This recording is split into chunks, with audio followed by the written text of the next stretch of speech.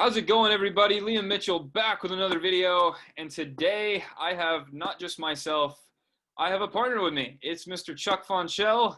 How you doing today, Hello. man? He's Uh, sorry about that. Didn't mean to cut you off, but it's our first time. It's going to take some chemistry to get going on this, just like the Bucs offense. But he's going to be helping me out as a writer with Fan to Fan, and he's going to be coming on here a lot with me, and we're going to talk Buck football with you guys. So, Chuck, I'll say it again. How you doing today, man?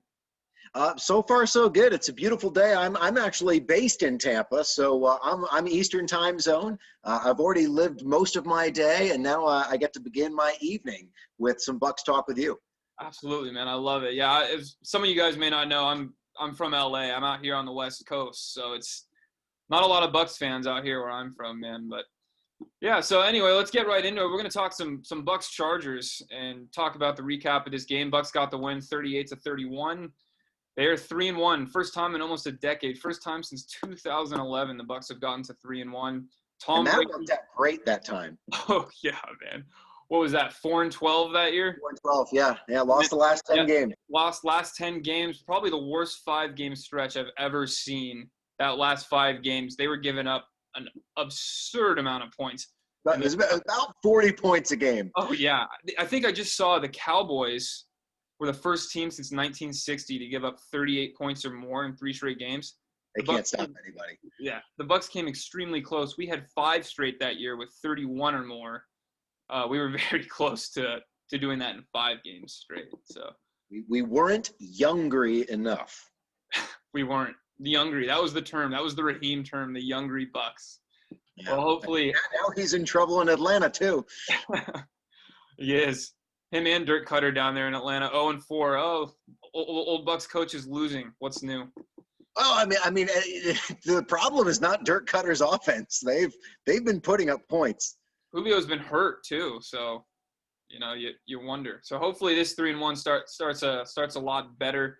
But as for the Chargers game, man, what'd you think? Tom Brady, 369 yards, 5 touchdowns. That first half was a little slow, but that second half was a thing of beauty. They were moving the ball on their second drive too before he found a guy in powder blue and they ran it back for 6 points. It's so interesting. The last 2 weeks before when they played the Panthers and then they played the Broncos, we saw really impressive first half offensive output, and then after halftime, it kind of went flatline. So there was definitely concern from my end when we find ourselves going into halftime down, and you. Where's the offense going to come from? It came from many different sources.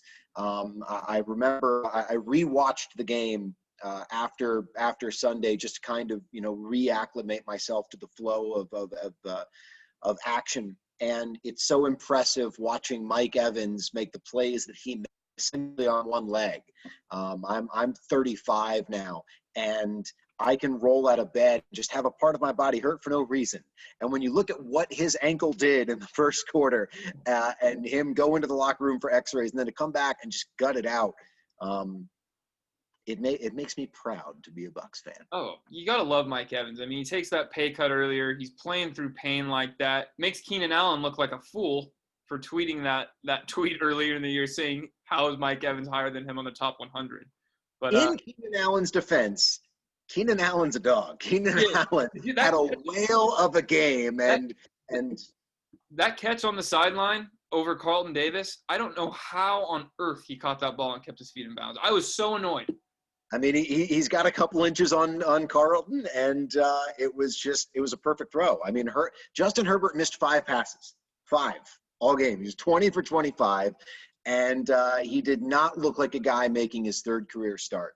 Oh, absolutely. And I think, I know some fans were kind of freaking out after this game about the Bucs defensive backs. I mean, first and foremost, I think you got to give credit where credit's due. Justin Herbert looked really good on Sunday. As you said, he only missed about 5 passes. Both those touchdown passes were perfect throws.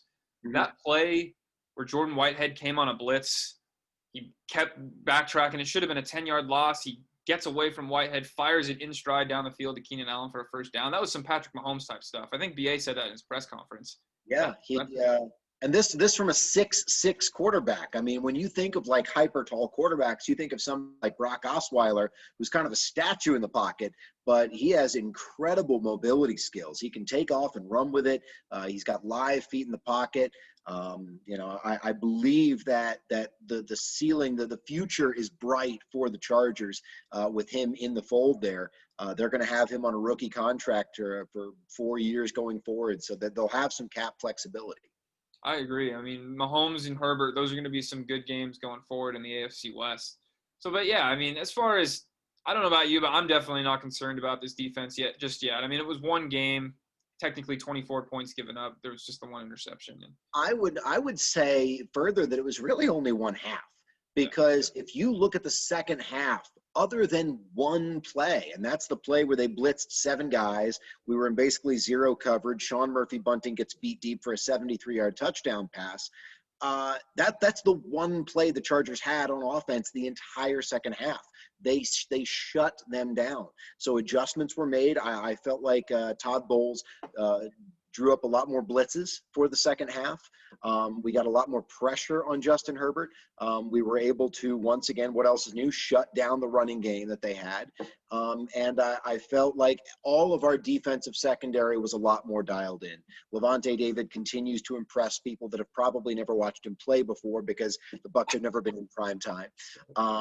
But I think we're in good shape. I also like the fact that, he did get beat a couple of times. Unfortunately, Sean Murphy-Bunting was also victimized by a 6'8" tight end. Wow. But he got beat Parham, I think, on the fade route for their second touchdown. But we're relatively healthy in the secondary and on defense. We can talk, and I'm sure we will, about the other side of the ball. We're not very healthy on offense, but I like the defense, and I think that going forward, this is a team that got punched in the mouth and was able to respond, pick themselves up off the mat, and got out a win. Absolutely, man. I mean, yeah, speaking of the offense, I think 4 guys didn't practice today. I think all 4 of our receivers, Evans, Godwin, obviously, Scotty Miller, and Justin Watson didn't practice today. So, yeah, we're banged up. Have you heard anything about Leonard Fournette? Is he coming back this week, do you think? I believe Bruce Arians said that it's not a closed book. I was reading today, actually, I think he made comments that they're prepared to go into Chicago with 2 running backs. I don't know if that means that they would have a practice squad wide receiver, have, maybe a half dozen or 10 plays that they're prepared to run out of the backfield. I would love for Leonard Fournette to be active. I was watching just some cut-ups of Bears games the last couple of weeks, and you can run on the Bears. You've seen Atlanta do it. You've seen Indianapolis do it. Now, Indianapolis's offensive line, I would say, is a step above the Bucs, but the Buccaneers ran Sunday on a team that I didn't expect them to be able to run on in LA. I wanted to say San Diego. Yep.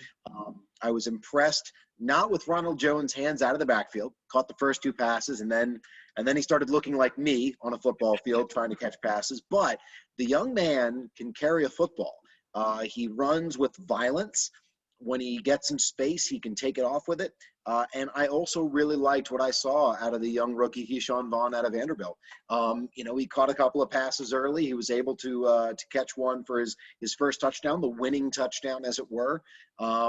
And I'd like to see him get more touches. So I don't like going into a game with 2 running backs, because one guy twists his ankle and now suddenly you're kind of up a creek. But Bruce Arians does seem to be going back to being a little bit more pass happy. So maybe he just figures, hey, we only need 20 carries out of our running backs. We can manage. Yeah, absolutely. So do you think Fournette or Rojo is the guy going forward? Who do you think is going to get a bulk of the touches? If you're talking about Thursday, I would say Ronald Jones. Yeah. If you're talking about week 13, God only knows.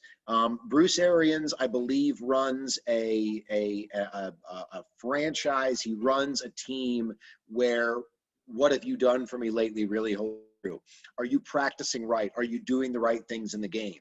Are you costing us an opportunity to win football games? Ronald Jones has all the talent in the world. He is not a natural pass catcher. If he can make that adjustment, if he can just cut out the drops, he can be a franchise caliber running back. because he's open on some of these passes. So he can run routes okay. And he's developing vision, and finding the holes. Leonard Fournette is kind of a known quantity. He can do the job for you. If there's a crease, he can hit it.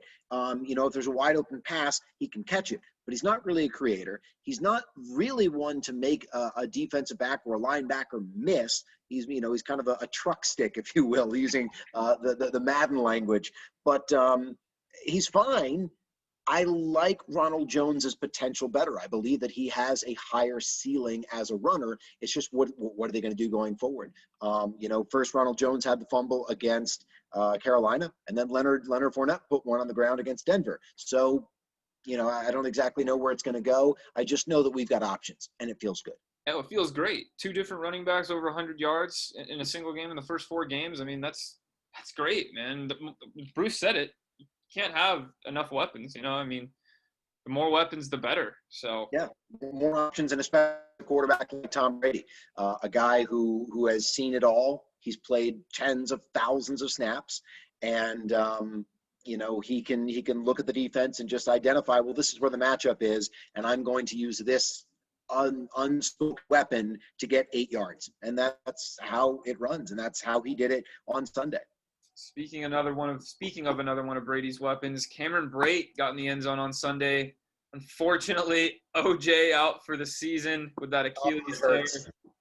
How do you think Cam Breit and Tom Brady are going to connect? Do you think it's going to just ride into it? I think that Cam Breit is probably going to be a red zone weapon. We've seen it throughout his career here ever since 2015. He knows how to get open in space near the red zone. Unfortunately, he's not a blocker. He's never been a blocker. Whether he's been able to make any steps in that regard, we will see. They've been really running a lot of 21 personnel. In trying to get multiple tight ends in the game. They've been running with O.J. Howard and Rob Gronkowski lined up together in line to try and generate running. It's had hit or miss results. We didn't see a lot of success with it early on against New Orleans. We also didn't run the ball terribly effectively against Denver, although Ronald Jones did have some nice carries in that game down the stretch. We'll probably see I don't really know how they're going to run it. I trust Bruce Arians and Byron Leftwich to come up with because Cam Breit can be just not O.J. Howard. There's a reason that O.J. Howard was drafted 17th overall, and there's a reason that Cam Breit has struggled to see the field. He's a good route runner. He's not explosive as an athlete, so he's probably going to be running less seams. I would expect him to run hitches, ins, digs, stuff like that, and we'll just kind of see where it goes. Yeah, it's good we have that depth. That's the thing, man. We were deep at tight end, so I'm thankful Cam's around.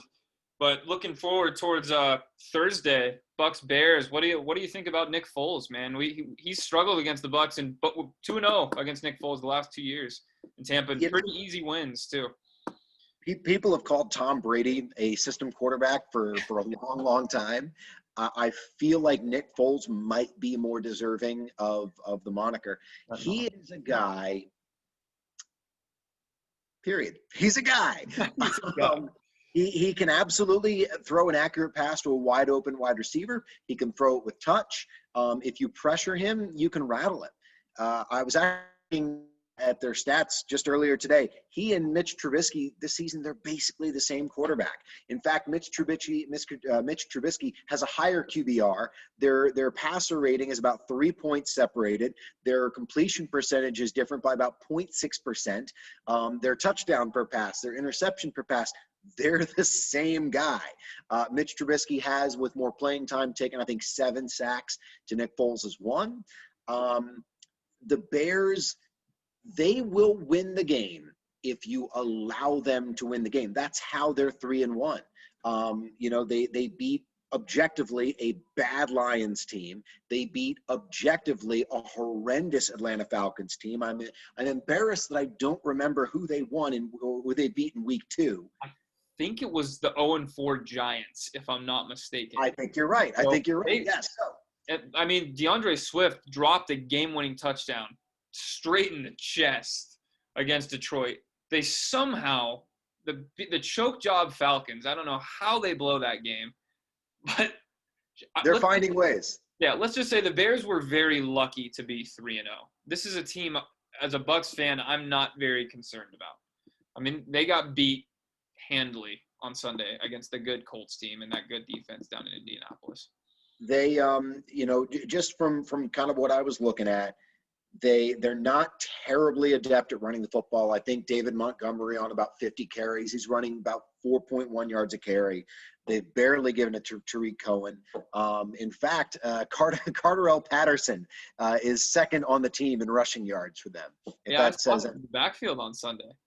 Yeah, I mean, he's a gadget player and a very good gadget player. I think he owes a career debt to Percy Harvin, but he's still in the league and still doing it. So good for him. But really, in their offense, if you can limit Allen Robinson, you've got a really good shot. He is still a very good, wide receiver one. Anthony Miller can do some things, but he's been very inconsistent catching the football.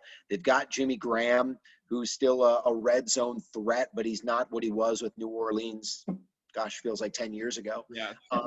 So they can do some things. You think about that Atlanta game. Now, you got to take it with a grain of salt because Atlanta can't stop anyone. But Chicago put up 30 points on them, and it could have been 40. I mean, they dropped a touchdown pass, and then they had a touchdown pass hit Allen Robinson in the hands, and the Atlanta defensive back took it away from him for an interception. So Chicago can be dangerous. I feel this is a team that the Bucs should win against if they've got people for Tom Brady to throw to. You think Mike Evans is going to be good and healthy and good to go on Thursday and have a good game? You said three different things. You said good, you said healthy, and good to go. I think that he will be good. Yeah. I think that there's that there are treatments that he is receiving that you and I will never know. They've got a whole team of people working on that ankle, trying to keep it loose. But again, he was running around on one foot, racking up 122 yards receiving against LA on Sunday. And I don't think he's going to want to miss that game. I think Tom Brady can win a game without Mike Evans. It hurts because he's not going to have Chris Godwin, who's still nursing that hamstring. Scotty Miller is still nursing a groin. Justin Watson's still nursing a shoulder. Maybe it's time that we saw what Tyler Johnson can do in a limited capacity. But we've seen Tom Brady beat teams just with Rob Gronkowski and some running backs before. So, Tom Brady. I mean, if anyone's going to do it, it's Tom Brady, and that's what I've been telling people is it's Tom Brady. That's why you go and give him $50 million guaranteed. Exactly. You do not doubt that, man. You never doubt that, man. He's never out of a game. He's proved it time and time again. Score prediction for Thursday. What do you got? You got a score prediction? I don't expect a huge offensive output from the Bucs. I don't think that the Bears defense is what it used to be. Khalil Mack has only got 3 quarterback hits all season. Akeem Hicks is the only one really generating any pressure for that team. They haven't deflected a whole lot of passes. Roquan Smith is an okay middle linebacker. They've got Kyle Fuller. They've got a young rookie cornerback whose name I can't remember that's gotten some, I think 7 pass deflections so far through 4 games. I think. Yeah. Jalen Johnson. I trust you to know it. But I would say if I'm picking the Bucs, I'm going to go ahead and say that they kick some field goals with Ryan Suckup, and they win this game 23-10. I like it. That's pretty darn close to mine. I had 20-16. So a close game. I think it's going to be pretty close. I think this defense for Chicago is going to bring it on Thursday, and we're so banged up on offense. I think it's going to be tight. But again, I think at the end of things, Tom Brady's better than Nick Foles. Simple as that. And I think we're going to win this game. I've been pretty close on my last 2 predictions. I had 30. What did I have? I had 30-14 was my prediction over Carolina. Okay. Close on that one, and then I had I don't know. Maybe, You gotta write it down. You have I to know. write it down, Liam. It was 30-14. No, this is what it was. It was 30-14 over Denver. Okay. And then last week against San Diego, I had 24-5. So it wasn't that one. It was Carolina and Denver that I was close on. So ignore everything I just said. I'm all over the place. I don't think anybody would have predicted 38-31 over LA. I thought I saw a defensive game coming last week. I did. I saw a fairly defensive game. But, you know, Tristan Wirfs, man, props to him. I don't think we mentioned much about the O-line, but totally shut down Joey Bosa on Sunday. What did you see out of Wirfs? It's usually a good thing when you're not talking about your offensive linemen. That means they're not the story, which they're not supposed to be.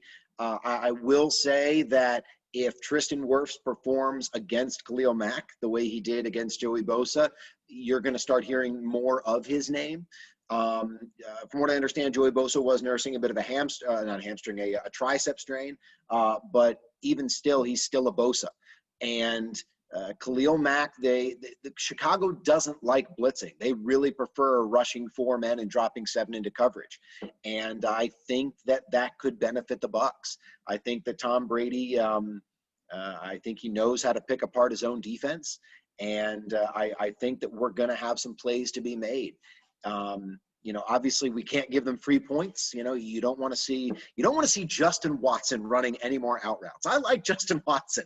I think he can do some things. I've seen him run some in-breaking routes that have generated first downs. I think he's an adequate receiver. But my goodness, there's something I think about Jameis trying to hit him first play against Houston last year, week 16. I think about week 1 on the right side, Justin Watson trying to run the double out. Janoris Jenkins picks it off. And then this Sunday, it's I don't want him running any more out routes, Liam. You texted me that on Sunday as soon as it happened, and it was like a light bulb. I'm like, you're right. It's Justin Watson every time on these out routes. He's rounding his routes.